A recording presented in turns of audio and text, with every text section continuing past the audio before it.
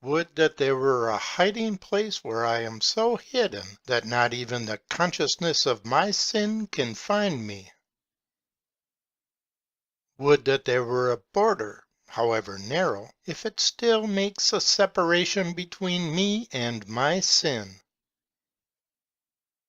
Would that on the other side of a chasmic abyss there were a spot, however little, where I can stand, while the consciousness of my sin must remain on this side.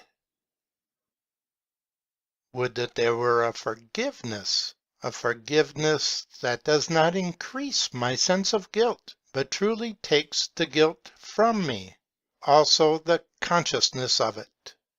Would that there were oblivion.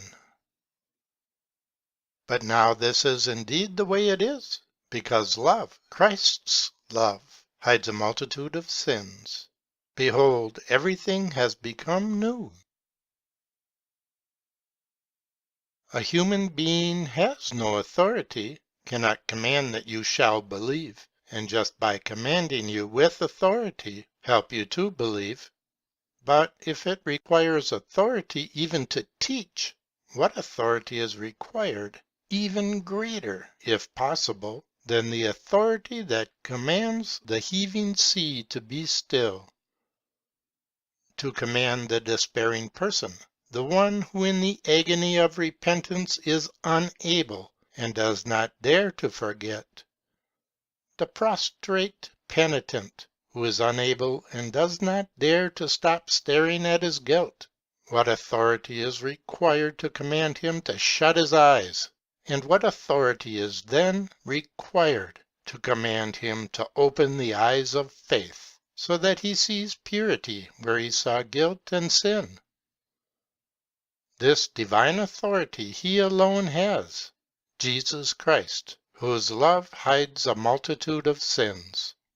He hides it very literally, just as when one person places himself in front of another person and covers him so completely with his body that no one can see the person hidden behind him.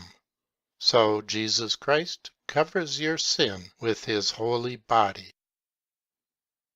If justice were then to fly into a rage, what more does it want? There is indeed satisfaction. If the repentance within you then feels ever so broken-heartedly that it ought to help the justice outside you to discover your guilt, there is indeed satisfaction, a satisfaction, one who makes satisfaction, who completely covers all your guilt and makes it impossible for it to be seen. Impossible for justice, and thereby in turn impossible for the repentance within you, or impossible for you, because repentance also loses its sight when the justice to which it appeals says, I can see nothing. That reading was from Soren Kierkegaard's book Two Discourses at the Communion on Fridays, published in 1851, translated by Howard V. Hong and Edna H. Hong in 1997. It's part of Without Authority, published by Princeton University Press.